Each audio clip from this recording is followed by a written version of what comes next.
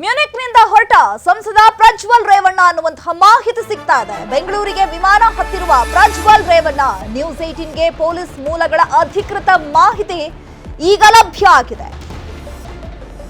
ಮ್ಯೂನಿಕ್ನಿಂದ ಹೊರಟಂತಹ ಸಂಸದ ಪ್ರಜ್ವಲ್ ರೇವಣ್ಣ ಎಲ್ಲರ ಚಿತ್ತ ಈಗ ಪ್ರಜ್ವಲ್ ರೇವಣ್ಣನತ್ತ ಅನ್ನುವಂತಾಗ್ಬಿಟ್ಟಿದೆ. ಸೊ ಯಾವಾಗ ಅವರು ಬೆಂಗಳೂರಿಗೆ ಆಗಮಿಸ್ತಾರೆ, ಎಸ್ಐಟಿ ಅಧಿಕಾರಿಗಳು ಕೂಡ ಅವರನ್ನ ಬಂಧಿಸೋದಕ್ಕೆ ಎಲ್ಲ ತಯಾರಿಗಳನ್ನ ಮಾಡಿಕೊಂಡಿದ್ದಾರೆ. ಬೆಂಗಳೂರಿಗೆ ವಿಮಾನವನ್ನ ಹತ್ತಿದ್ದಾರೆ ಪ್ರಜ್ವಲ್ ರೇವಣ್ಣ ಅನ್ನುವಂತಹ ಮಾಹಿತಿ ಸಿಕ್ಕಿದೆ. ನ್ಯೂಸ್ 18ಗೆ ಪೊಲೀಸ್ ಮೂಲಗಳ ಅಧಿಕೃತ ಮಾಹಿತಿ ಸಿಕ್ಕಿರುವಂತದ್ದು. ಬೋರ್ಡಿಂಗ್ ಆದ ಕೂಡಲೇ ಎಸ್ಐಟಿ ಅಧಿಕಾರಿಗಳಿಗೆ ಮಾಹಿತಿ ಸಿಕ್ಕಿದೆ. ಪಾಸ್ಪೋರ್ಟ್ ಸ್ಕ್ಯಾನ್ ಆದ ಕೂಡಲೇ ಮಾಹಿತಿ ರವಾನೆ ಆಗಿದೆ. ಪ್ರಜ್ವಲ್ ರೇವಣ್ಣ ಹೇಳಿದ್ರು, ಮೇ 31ನೇ ತಾರೀಕು ಎಸ್ಐಟಿ ಅಧಿಕಾರಿಗಳ ಮುಂದೆ ನಾನು ಹಾಜರಾಗ್ತೀನಿ. ನನ್ನ ವಿರುದ್ಧವಾಗಿ ಏನೇನು ಆರೋಪಗಳಿದೆ ಆ ಆರೋಪಗಳಿಗೆಲ್ಲ ನಾನು ಉತ್ತರವನ್ನ ಕೊಡ್ತೀನಿ. ಈ ಪ್ರಕರಣಗಳಿಂದ ನಾನು ಮುಕ್ತನಾಗ್ತೀನಿ ಅಂತ ಹೇಳಿದ್ರು. ಸೊ ಈಗ ಮ್ಯೂನಿಕ್ನಿಂದ ಸಂಸದ ಪ್ರಜ್ವಲ್ ರೇವಣ್ಣ ಹೊರಟಿದ್ದಾರೆ. ಏರ್ಪೋರ್ಟ್ ಒಳಗೆ ಎಸ್ಐಟಿ ತಂಡ ಕೂಡ ತೆರಳಿರುವಂತದ್ದು. ಇಮಿಗ್ರೇಷನ್ ಬಳಿ ಪ್ರಜ್ವಲ್ ಟಿಕೆಟ್ ಬಗ್ಗೆ ವಿಚಾರಣೆಯನ್ನ ಮಾಡಲಾಗ್ತಾ ಇದೆ. ಅಫ್ಕೋರ್ಸ್ ಈಗ ಅವರು ಚೆಕ್ ಇನ್ ಆಗಬೇಕಾಗುತ್ತೆ. ಚೆಕ್ ಇನ್ ಆದಂತಹ ಸಂದರ್ಭದಲ್ಲಿ ಸ್ಕ್ಯಾನ್ ಮಾಡಬೇಕಾಗುತ್ತೆ. ಸೊ ಸ್ಕ್ಯಾನ್ ಆದಂತಹ ಸಂದರ್ಭದಲ್ಲಿ ಎಸ್ಐಟಿ ಅವರಿಗೆ ಮಾಹಿತಿ ಲಭ್ಯ ಆಗಿದೆ. ಈಗ ಪೊಲೀಸ್ ಅಧಿಕಾರಿಗಳೇ ಅಧಿಕೃತ ಮಾಹಿತಿಯನ್ನ ಕೊಟ್ಟಿದ್ದಾರೆ. ಈಗ ಪ್ರಜ್ವಲ್ ರೇವಣ್ಣ ಅವರು ಬೆಂಗಳೂರಿಗೆ ಆಗಮಿಸ್ತಾ ಇದ್ದಾರೆ. ಚೆಕ್ ಇನ್ ಸಹ ಆಗಿದೆ. ಅವರ ಬೋರ್ಡಿಂಗ್ ಆಗಬೇಕು. ಸೊ ನೋಡ್ತಾ ಇದ್ರಲ್ಲ, ಒಂದು ಟಿಕೆಟ್ ಅನ್ನ ಬಿಸ್ನೆಸ್ ಕ್ಲಾಸಲ್ಲಿ ಬರ್ತಾ ಇರುವಂಥದ್ದು ಸೀಟ್ 8G ಅವರ ಸೀಟ್ ನಂಬರ್ ಆಗಿರುವಂಥದ್ದು ಪ್ರಜ್ವಲ್ ರೇವಣ್ಣ. ಈ ಖಚಿತ ಮಾಹಿತಿಯನ್ನ ಆಧರಿಸಿ ಈಗ ಎಸ್ಐಟಿ ಅಧಿಕಾರಿಗಳು ನ್ಯೂಸ್ 18ಗೆ ಅಧಿಕೃತವಾಗಿ ಮಾಹಿತಿಯನ್ನ ಕೊಟ್ಟಿದ್ದಾರೆ. ಮ್ಯೂನಿಕ್ನಿಂದ ಈಗ ಬೆಂಗಳೂರಿಗೆ ಹೋಗಿದ್ದಾರೆ. ಈಗ ಅಧಿಕಾರಿಗಳಿಗೆ ಸಿಕ್ಕಿರುವಂತಹ ಟಿಕೆಟ್ ಇದು. ಈ ಹಿಂದೆ ಸಾಕಷ್ಟು ಟಿಕೆಟ್ಗಳಿತ್ತು, ಅದರಲ್ಲಿ ಒಂದಷ್ಟು ಗೊಂದಲಗಳು ಇತ್ತು, ಒಂದಷ್ಟು ಚೇಂಜಸ್ಗಳಿತ್ತು. ಬಟ್ ಈಗ ನ್ಯೂಸ್ 18ಗೆ ಅಧಿಕೃತವಾಗಿ ಈ ಟಿಕೆಟ್ ಲಭ್ಯ ಆಗಿದೆ. ಈ ಬಗ್ಗೆ ಮತ್ತಷ್ಟು ಮಾಹಿತಿಯನ್ನು ಕೊಡ್ತಾರೆ ನಮ್ಮ ಪ್ರತಿನಿಧಿ ಮುನಿರಾಜು. ಡೆಸ್ಕ್ ಇಂದ ನೇರ ಸಂಪರ್ಕದಲ್ಲಿ ಜಾಯ್ನ್ ಆಗಿದ್ದಾರೆ. ಮುನಿರಾಜು, ಎಲ್ಲರ ನಿರೀಕ್ಷೆಗಳು ಕೂಡ ಇವತ್ತು ತಲುಪುವಂತ, ಅಂದ್ರೆ ಪ್ರಜ್ವಲ್ ರೇವಣ್ಣ ಅವರು ಬಂದೇ ಬರ್ತಾರೆ ಅನ್ನುವಂತಹ ನಿಟ್ಟಿನಲ್ಲಿ ಹೇಳಲಾಗ್ತಾ ಇತ್ತು. ಅದರಲ್ಲೂ ಕೂಡ ಟಿಕೆಟ್ ನಲ್ಲಿ ಒಂದಷ್ಟು ಗೊಂದಲಗಳು, ಕನ್ಫ್ಯೂಷನ್ಗಳು ಇತ್ತು. ಈಗ ಅಧಿಕೃತವಾಗಿ ಎಸ್ಐಟಿ ಅಧಿಕಾರಿಗಳು ಮಾಹಿತಿಯನ್ನ ಕೊಟ್ಟಿದ್ದಾರೆ. ಮ್ಯೂನಿಕ್ನಿಂದ ಬೆಂಗಳೂರಿಗೆ ತೆರಳಿದ್ದಾರೆ ಸಂಸದ ಪ್ರಜ್ವಲ್ ರೇವಣ್ಣ ಅಂತ. ಸೊ ಇವಾಗ ಬೋರ್ಡಿಂಗ್ ಆಗಿದೆಯಾ? ಬೆಂಗಳೂರಿಗೆ ಎಷ್ಟೊತ್ತಿಗೆ ಬರುವಂತಹ ಸಾಧ್ಯತೆ ಇದೆ? ಮತ್ತೊಂದು ಕಡೆ ಎಸ್ಐಟಿ ಅಧಿಕಾರಿಗಳು ಯಾವ ರೀತಿ ಸಿದ್ಧತೆಯನ್ನ ಮಾಡ್ಕೊಂಡಿದ್ದಾರೆ? ಈಗಾಗಲೇ ಏನು ಮ್ಯೂನಿಚ್ನಿಂದ ವಿಮಾನ ಈಗ ಬೆಂಗಳೂರು ಕಡೆಗೆ ಹೊರಟಿರೋದು. ಆ ಒಂದು ವಿಮಾನದಲ್ಲಿ ಈಗ ಪ್ರಜ್ವಲ್ ರೇವಣ್ಣ ಕೂಡ ಈಗ ಬೆಂಗಳೂರು ಕಡೆಗೆ ಒಂದು ಪ್ರಯಾಣವನ್ನು ಬೆಳೆಸಿದರೆ, ಏನು ಈಗಷ್ಟೇ ಒಂದು ಲಭ್ಯ ಮಾಹಿತಿ ಪ್ರಕಾರವಾಗಿ ಈಗ ಪ್ರಜ್ವಲ್ ರೇವಣ್ಣ ಅವರು ಈಗ ಹೊರಟಿರುವಂಥ ಒಂದು ಲುಫ್ತಾನ್ಸಾ ಒಂದು ಫ್ಲೈಟ್ನಲ್ಲಿ ಈಗ ಬೆಂಗಳೂರು ಕಡೆಗೆ ಏನು ಪ್ರಯಾಣವನ್ನು ಬೆಳೆಸಿದರೆ, ಏನು ಸುಮಾರು 35 ದಿನಗಳ ಬಳಿಕ ಪ್ರಜ್ವಲ್ ರೇವಣ್ಣ ಅವರು ಈಗ ಭಾರತಕ್ಕೆ ವಾಪಸ್ ಆಗ್ತಾ ಇದ್ದಾರೆ. ಈಗಾಗಲೇ ಅವ್ರ ಮೇಲೆ ಕೇಸ್ ಕೂಡ ದಾಖಲಾಗಿದೆ, ಮತ್ತೆ ಏನು ಲುಕ್ಔಟ್ ನೋಟಿಸ್ ಇದೆ, ಮತ್ತೆ ಬ್ಲೂ ಕಾರ್ನರ್ ನೋಟಿಸ್ ಅನ್ನು ಕೂಡ ಹೊರಡಿಸಿದ್ರು ಅವರನ್ನ ಪತ್ತೆ ಮಾಡಬೇಕು ಅಂತೇಳಿ. ಆದರೆ ಸುಮಾರು ದಿನಗಳೊಂದು ಪ್ರಯತ್ನ ನಡೆಸಿದ್ರು ಕೂಡ ಪ್ರಜ್ವಲ್ ರೇವಣ್ಣ ಯಾವ ದೇಶದಲ್ಲಿ ಇದ್ದಾರೆ ಅನ್ನೋದ್ರ ಬಗ್ಗೆ ಸಣ್ಣ ಮಾಹಿತಿ ಕೂಡ ಎಸ್ಐಟಿ ಅಧಿಕಾರಿಗಳಾಗಲಿ ಅಥವಾ ಕೇಂದ್ರದ ಒಂದು ಅಧಿಕಾರಿಗಳಿಗೂ ಕೂಡ ಲಭ್ಯ ಇರಲಿಲ್ಲ. ಇದೀಗ ಅವರೇ ಖುದ್ದಾಗಿ ವಿಡಿಯೋ ಮಾಡಿ ನಾನು 31ನೇ ತಾರೀಕು ಬರ್ತಾ ಇದ್ದೀನಿ ಅಂತೇಳಿ ಒಂದು ಮಾಹಿತಿಯನ್ನು ಹಂಚ್ಕೊಂಡಿದ್ರು. ಈಗ ಅವರು ಈಗ ಏನು ಜರ್ಮನಿಯ ಒಂದು ಮ್ಯೂನಿಚ್ ನಗರದಿಂದ ಬೆಂಗಳೂರು ಕಡೆಗೆ ಒಂದು ಪ್ರಯಾಣವನ್ನು ಬೆಳೆಸಿದರೆ, ಈಗಷ್ಟೇ ವಿಮಾನ ಒಂದು ಅಲ್ಲಿಂದ ಟೇಕ್ ಆಫ್ ಆಗಿದ್ದು, ಇವತ್ತು ಏನು ಮೇ 31ನೇ ತಾರೀಕು ರಾತ್ರಿ ಸುಮಾರು 1 ಗಂಟೆಗೆ ಆ ಒಂದು ವಿಮಾನ ಬೆಂಗಳೂರು ಕೆಂಪೇಗೌಡ ಅಂತಾರಾಷ್ಟ್ರೀಯ ವಿಮಾನ ನಿಲ್ದಾಣವನ್ನು ತಲುಪುತ್ತೆ. ಆ ನಂತರ ಪ್ರಜ್ವಲ್ ರೇವಣ್ಣ ಅವರು ಏರ್ಪೋರ್ಟ್ನಲ್ಲಿ ಇಳಿಯುತ್ತಿದ್ದಂತೆ ಅಲ್ಲಿರುವಂತಹ ಒಂದು ಇಮಿಗ್ರೇಷನ್ ಅಧಿಕಾರಿಗಳು ಪ್ರಜ್ವಲ್ ರೇವಣ್ಣ ಅವರನ್ನ ವಶಕ್ಕೆ ಪಡ್ಕೊಳ್ತಾರೆ. ಆ ನಂತರ ಹೆಚ್ಚಿನ ಒಂದು ವಿಚಾರಣೆ ಅವರನ್ನ ವಶಕ್ಕೆ ಪಡ್ಕೊಂಡು ಎಸ್ಐಟಿ ಅಧಿಕಾರಿಗಳಿಗೆ ಆತನನ್ನ ಹ್ಯಾಂಡ್ ಓವರ್ ಮಾಡ್ತಾರೆ. ಕೂಡಲೇ ಎಸ್ಐಟಿ ಅಧಿಕಾರಿಗಳು ಆತನನ್ನ ವಶಕ್ಕೆ ಪಡೆದು ಅಲ್ಲಿ ಆತನನ್ನ ಒಂದು ಬಂಧಿಸುವಂತ ಕೆಲಸವನ್ನು ಕೂಡ ಮಾಡ್ತಾರೆ. ಯಾಕಂದ್ರೆ ಪ್ರಜ್ವಲ್ ರೇವಣ್ಣ ಮೇಲೆ ಲುಕ್ಔಟ್ ನೋಟಿಸ್ ಇರೋದ್ರಿಂದ ಆತ ಯಾವ ಏರ್ಪೋರ್ಟ್ ನಲ್ಲಿ ಲ್ಯಾಂಡ್ ಆದ್ರೂ ಕೂಡ ಆತನನ್ನ ಅಲ್ಲೇ ವಶಕ್ಕೆ ಪಡೆದು ಸಂಬಂಧಪಟ್ಟಂತ ಅಧಿಕಾರಿಗಳಿಗೆ ಒಪ್ಪಿಸುವಂತದ್ದು. ಅದೇ ರೀತಿಯಾಗಿ ಈಗ ಆತನ ಮೇಲೆ ವಾರೆಂಟ್ ಕೂಡ ಜಾರಿಯಾಗಿರೋದ್ರಿಂದ ಎಸ್ಐಟಿ ಅಧಿಕಾರಿಗಳು ಆ ಒಂದು ಸ್ಥಳದಲ್ಲೇ ಅರೆಸ್ಟ್ ಮಾಡಿ ನಂತರ ಅಲ್ಲಿಂದ ನೇರವಾಗಿ CID ಕಚೇರಿಗೆ ಕರ್ಕೊಂಡು ಬರ್ತಾರೆ. ಅಲ್ಲಿ ಆತನನ್ನ ಏನು ಉಳಿದಂತ ಒಂದು ಕಾನೂನು ಪ್ರಕ್ರಿಯೆಗಳೇನಿದೆ ಅದನ್ನ ಪೂರ್ಣಗೊಳಿಸಿ ನಂತರ ಅದು ಪ್ರಜ್ವಲ್ ರೇವಣ್ಣ ಬಳಿ ಒಂದು ಮಾಹಿತಿ ಕಲೆಕ್ಟ್ ಮಾಡುತ್ತದೆ ಮತ್ತೆ ಪ್ರಾಥಮಿಕ ವಿಚಾರಣೆಯನ್ನು ಸಹ ಕೈಗೆತ್ತಿಕೊಳ್ತಾರೆ. ಚೈತ್ರ, ಮುನಿರಾಜು, ಈಗ ಪ್ಯಾಸೆಂಜರ್ ಲಿಸ್ಟ್ ಬೆಂಗಳೂರು ಅಧಿಕಾರಿಗಳ ಕೈ ಸೇರಿದೆಯಾ? ಅದರಲ್ಲಿ ಪ್ರಜ್ವಲ್ ರೇವಣ್ಣ ಅವ್ರ ಹೆಸರಿದೆಯಾ? ಖಚಿತ ಮಾಹಿತಿನೇ ಪಡ್ಕೊಂಡಿದ್ದಾರೆ ಎಸ್ಐಟಿ ಅಧಿಕಾರಿಗಳು, ಅಥವಾ ಸ್ವಲ್ಪ ಏನಾದರೂ ಗೋಲ್ಮಾಲ್ ನಡೆಯುವಂತಹ ಸಾಧ್ಯತೆಗಳೇನಾದರೂ ಕಂಡು ಬರುವಂತಹ ಚಾನ್ಸಸ್ ಇದೆಯಾ?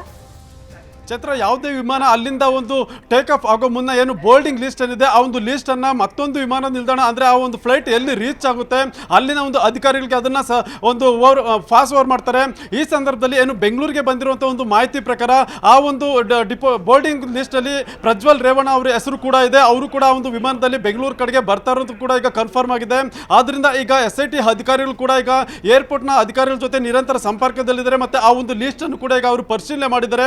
ಆ ಒಂದು ಲಿಸ್ಟ್ ನಲ್ಲಿರುವಂತಹ ಹೆಸರುಗಳು ಯಾವುದು ಮತ್ತೆ ಪ್ರಜ್ವಲ್ ರೇವಣ್ಣ ಯಾವ ಸೀಟಲ್ಲಿ ಕೂತ್ಕೊಂಡು ಬರ್ತಾ ಇದ್ದಾರೆ ಅನ್ನೋದ್ರ ಬಗ್ಗೆ ಕೂಡ ಮಾಹಿತಿಯನ್ನು ಪಡ್ಕೊಂಡಿದ್ದಾರೆ. ಆ ಸಲುವಾಗಿ ಈಗ SIT ಅಧಿಕಾರಿಗಳ ಒಂದು ತಂಡ ಈಗಾಗಲೇ ಏರ್ಪೋರ್ಟ್ ನಲ್ಲಿ ಬೀಡ್ಬಿಟ್ಟಿರೋದ್ರಿಂದ ಈಗ ಮತ್ತಷ್ಟು SIT ಅಧಿಕಾರಿಗಳನ್ನ ಅಲ್ಲಿಗೆ ನಿಯೋಜನೆ ಮಾಡ್ತಾರೆ. ಯಾಕಂದ್ರೆ ಪ್ರಜ್ವಲ್ ರೇವಣ್ಣ ಈಗ ಅಲ್ಲಿ ಬರ್ತಾ ಇರೋದು ಮತ್ತೆ ಆತನ ಮೇಲೆ ಒಂದು ವಾರೆಂಟ್ ಇರೋದ್ರಿಂದ ಅಲ್ಲಿಯೇ ಬಂಧಿಸಬಹುದು.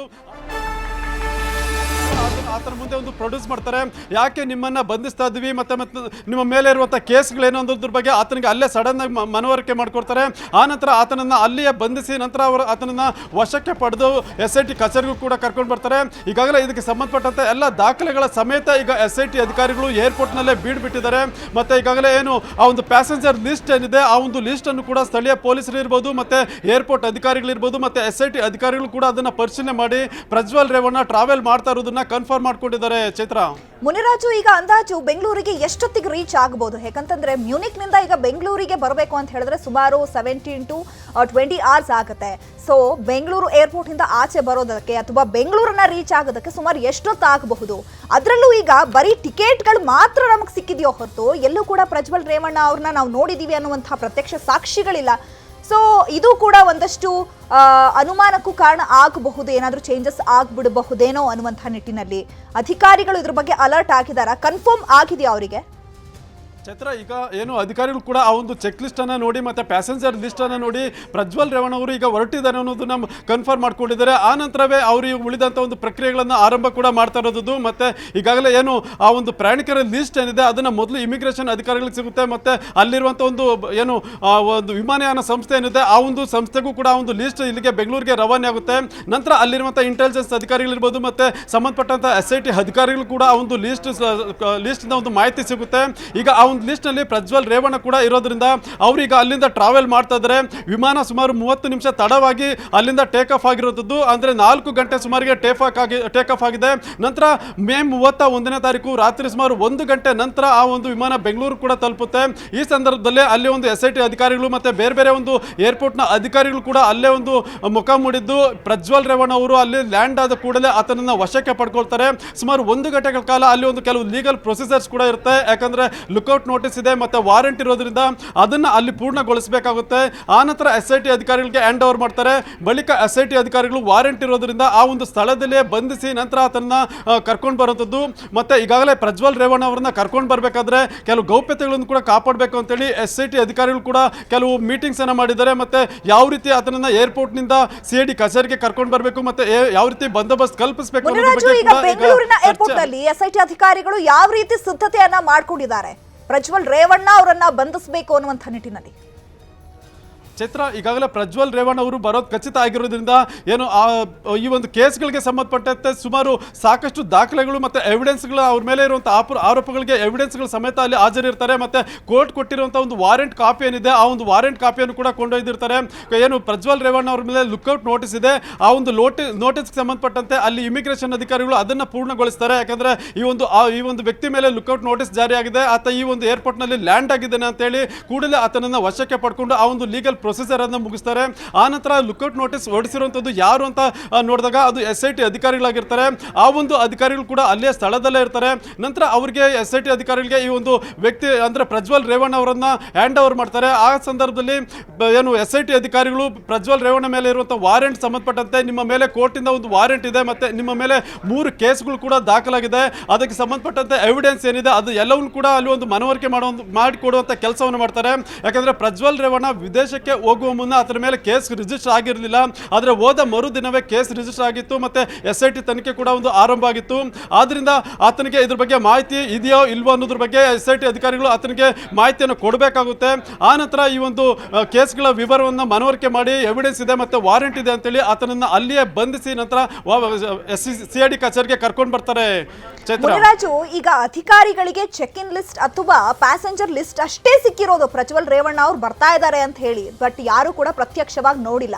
ಅಕಸ್ಮಾತ್ ಪ್ರಜ್ವಲ್ ರೇವಣ್ಣ ಅವರು ಬರಲಿಲ್ಲ, ವಾಟ್ ನೆಕ್ಸ್ಟ್? ಚೈತ್ರ, ಈಗಾಗಲೇ ಏನು ಅಧಿಕಾರಿಗಳಿಗೆ ಒಂದು ಖಚಿತ ಒಂದು ಮಾಹಿತಿ ಅಂದ್ರೆ ಆ ಒಂದು ಪಾಸ್ಪೋರ್ಟ್ ಏನಿದೆ ಪ್ರಜ್ವಲ್ ರೇವಣ್ಣ ಅವರು ಬಳಿ ಇರುವಂತ ಪಾಸ್ಪೋರ್ಟ್, ಆ ಒಂದು ಪಾಸ್ಪೋರ್ಟ್ ಸ್ಕ್ಯಾನ್ ಆಗಿ ಆ ಒಂದು ಪಾಸ್ಪೋರ್ಟ್ ಹೆಸರಿನಲ್ಲಿ ಒಬ್ಬ ವ್ಯಕ್ತಿ ಟ್ರಾವೆಲ್ ಮಾಡ್ತಿದ್ದಾನೆ ಅಂತಂದ್ರೆ ಅಲ್ಲಿಗೆ ಆ ಒಂದು ವ್ಯಕ್ತಿ ಬೋರ್ಡಿಂಗ್ ಆಗಿದ್ದಾನೆ ಮತ್ತೆ ಆ ಒಂದು ವಿಮಾನದಲ್ಲಿ ಪ್ರಯಾಣ ಮಾಡ್ತಾ ಇದ್ದಾನೆ ಅಂತೇಳಿ ಗೊತ್ತಾಗುತ್ತೆ. ಯಾಕಂದ್ರೆ ಪ್ರತಿ ವಿಮಾನ ನಿಲ್ದಾಣದಲ್ಲಿ ಆತ ಟ್ರಾವೆಲ್ ಮಾಡಬೇಕಾದ್ರೆ ಪಾಸ್ಪೋರ್ಟ್ ಅನ್ನ ಚೆಕ್ ಇನ್ ಮಾಡ್ತಾರೆ, ಅಂದ್ರೆ ಸ್ಕ್ಯಾನ್ ಮಾಡ್ತಾರೆ. ಆ ಸಂದರ್ಭದಲ್ಲಿ ಇಂಥ ಒಂದು ಪಾಸ್ಪೋರ್ಟ್ ಇರುವಂತಹ ವ್ಯಕ್ತಿ ಈಗ ಟ್ರಾವೆಲ್ ಮಾಡ್ತಾ ಇದೆ ಅನ್ನೋದು ಕೂಡ ಗೊತ್ತಾಗುತ್ತೆ. ನಂತರ ಆ ಒಂದು ಚೆಕ್ ಇನ್ ಆದ ನಂತರ ಒಳಗಡೆ ಹೋಗಿ ಆತ ಬೋರ್ಡಿಂಗ್ ಆಗ್ತಾನೆ. ಈ ಸಂದರ್ಭದಲ್ಲಿ ಫ್ಲೈಟ್ ನಲ್ಲಿರುವಂತಹ ಪ್ರತಿಯೊಬ್ಬ ವ್ಯಕ್ತಿಯ ಒಂದು ವಿವರಗಳು ಕೂಡ ಅಲ್ಲಿ ಲಿಸ್ಟ್ ಆಗುತ್ತೆ. ಆ ವ್ಯಕ್ತಿ ಯಾರು ಮತ್ತೆ ಪಾಸ್ಪೋರ್ಟ್ ಸಂಖ್ಯೆ ಏನು ಮತ್ತೆ ಎಲ್ಲಿಂದ ಎಲ್ಲಿಗೆ ಟ್ರಾವೆಲ್ ಮಾಡ್ತಾ ಇದ್ದಾರೆ ಅನ್ನೋದ್ರ ಬಗ್ಗೆ ಸಂಪೂರ್ಣ ವಿವರವನ್ನ ಆ ಒಂದು ವಿಮಾನಯಾನ ಸಂಸ್ಥೆ ಇರ್ಬೋದು ಮತ್ತೆ ಏರ್ಪೋರ್ಟ್ ನ ಅಧಿಕಾರಿಗಳು ಅದನ್ನ ಸಂಗ್ರಹ ಮಾಡ್ತಾರೆ. ನಂತರ ಅಲ್ಲಿಂದ ಏನು ಬೆಂಗಳೂರಿನ ಒಂದು ಏರ್ಪೋರ್ಟ್ ಅಧಿಕಾರಿಗಳಿದ್ದಾರೆ ಅಲ್ಲಿಗೆ ಆ ಒಂದು ಸಂಪೂರ್ಣ ಲಿಸ್ಟ್ ಕೂಡ ಇಲ್ಲಿಗೆ ಶಿಫ್ಟ್ ಆಗುತ್ತೆ. ಆ ಸಂದರ್ಭದಲ್ಲಿ ಇಲ್ಲಿರುವಂತಹ ಅಧಿಕಾರಿಗಳು ಆ ಒಂದು ಏರ್ಪೋರ್ಟ್ ನ ಪ್ಯಾಸೆಂಜರ್ ಲಿಸ್ಟ್ ಅನ್ನ ಚೆಕ್ ಮಾಡಿದಾಗ ಅದರಲ್ಲಿ ಎಷ್ಟು ಜನ ಬರ್ತಾ ಇದ್ದಾರೆ ಮತ್ತೆ ಯಾವ್ಯಾವ ಪ್ಯಾಸೆಂಜರ್ಸ್ ಇದ್ದಾರೆ ಅನ್ನೋದ್ರ ಬಗ್ಗೆ ಸಂಪೂರ್ಣ ಮಾಹಿತಿ ಇರುತ್ತೆ. ಅದೇ ರೀತಿಯಾಗಿ ಈಗ ಆ ಒಂದು ವಿಮಾನದಲ್ಲಿ ಪ್ರಜ್ವಲ್ ರೇವಣ್ಣ ಕೂಡ ಈಗ ಬೆಂಗಳೂರಿಗೆ ವಾಪಸ್ ಆಗ್ತಿರುವಂತದ್ದು. ಚೈತ್ರ, ಓಕೆ, ಧನ್ಯವಾದಗಳು ಮುನಿರಾಜು ತಮ್ಮೆಲ್ಲ ಮಾಹಿತಿಗಾಗಿ. ಕನ್ನಡಿಗರ ನೆಚ್ಚಿನ ನ್ಯೂಸ್ 18 ಕನ್ನಡ ಈಗ ವಾಟ್ಸ್ಆಪ್ ನಲ್ಲೂ ಲಭ್ಯ. ಕರ್ನಾಟಕ, ದೇಶ ವಿದೇಶಗಳ 360 ಡಿಗ್ರಿ ಸುದ್ದಿಯ ವಿವರಗಳನ್ನ ನಿಮ್ಮ ಕೈ ಬೆರಳುಗಳಲ್ಲೇ ಪಡಿಲಿಕ್ಕೆ ಈ QR ಕೋಡ್ ಅನ್ನ ಸ್ಕ್ಯಾನ್ ಮಾಡಿ ನಮ್ಮ ಚಾನಲ್ ಫಾಲೋ ಮಾಡಿ, ನೋಟಿಫಿಕೇಶನ್ ಆನ್ ಮಾಡಿ.